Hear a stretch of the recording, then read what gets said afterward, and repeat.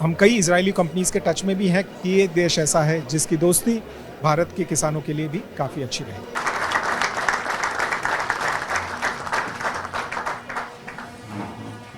कुछ चीज़ें इजराइल ने जो अपनी ज़रूरत के हिसाब से ईजाद की वो भारत के लिए भी रिलेवेंट है। नमस्कार, आपके साथ मैं हूं समीर अब्बास। इस वक्त इजराइल के तेल अवीव में हूं। यहां पर इंडिया इजराइल बिजनेस समिट चल रही है और हमारे साथ मौजूद है एक बहुत ही खास शख्स जयंत मेहता जी, जो कि एमडी हैं अमूल के। मेहता जी, बहुत बहुत स्वागत है आपका TV9। थैंक यू समीर, आपसे मिलकर बड़ी खुशी हुई। अभी मैं सुन रहा था इजराइल के भी कॉमर्स मिनिस्टर को और हमारे कॉमर्स मिनिस्टर पीयूष गोयल को भी, दोनों के बीच की जो बॉन्डिंग नजर आ रही है वो गजब की है। इंडिया इजराइल के बीच बॉन्डिंग गजब की नजर आ रही है। इजराइल एक बड़े बाजार के तौर पर देख रहा है भारत को, निश्चित तौर पर, जो कि भारत है भी। लेकिन भारतीय बाजारों के लिए इजराइल कैसे फायदेमंद साबित हो सकता है? कुछ चीज़ें इजराइल ने जो अपनी ज़रूरत के हिसाब से ईजाद की वो भारत के लिए भी रिलेवेंट है। डिफेंस और सिक्योरिटी में इजराइल का जो सिक्का है वो सभी जानते हैं, परखते हैं और भारत ने भी उसको माना है। तो ये एक क्षेत्र में हम लोग कोलैबोरेट करेंगे और इंडिया में भी मैन्युफैक्चरिंग के क्षेत्र में, डिफेंस मैन्युफैक्चरिंग के क्षेत्र में काफ़ी तरक्की हुई है। तो उसका भी हमें एक अच्छा एक्सपीरियंस है दोनों देशों के बीच में काम करने का। प्रोडक्टिविटी एनहांसमेंट का जो काम है, खास करके हमारे किसानों की प्रोडक्टिविटी को बढ़ाना है तो टेक्नोलॉजी को उसमें लाना पड़ेगा। तो इजराइल ने कम रिसोर्सेस, यानी कि सबसे इम्पॉर्टेंट रिसोर्स होता है खेती के लिए पानी और ज़मीन की उपजाऊता, और ऐसी विषम परिस्थिति में भी अगर इजराइल ने प्रोडक्टिविटी डेमोन्स्ट्रेट करके दिखाई है तो उसका भी हमें सीखना है। भारत एक बहुत बड़ा देश है, तो मानो ऐसे रण प्रदेश जैसे विस्तार में भी अगर आप अच्छी प्रोडक्टिविटी कर सकते हैं तो भारत इससे सीखेगा, तो ऑब्वियसली हमारे किसानों को भी उसका फ़ायदा होगा।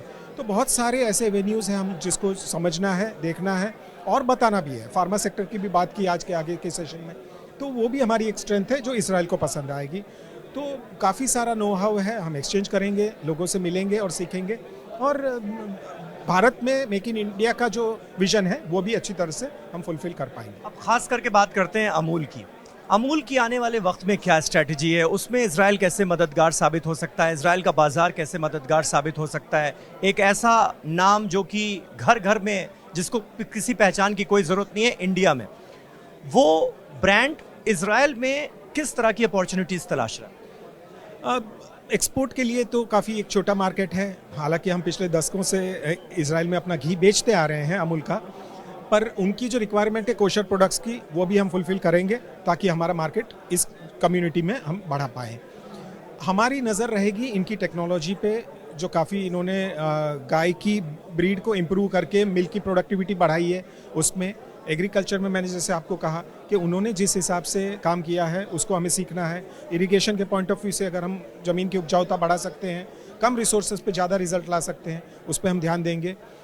एम्ब्रियो ट्रांसफ़र, ब्रीडिंग, फीडिंग, सो ये एरियाज़ भी हम स्टडी करेंगे। अगले 2-3 दिन में हम फार्म्स की भी विजिट लेंगे, किबुत्स में भी जाएंगे, यहाँ के किसानों से मिलेंगे, डेयरी प्लांट से मिलेंगे, डेयरी फार्मर से मिलेंगे।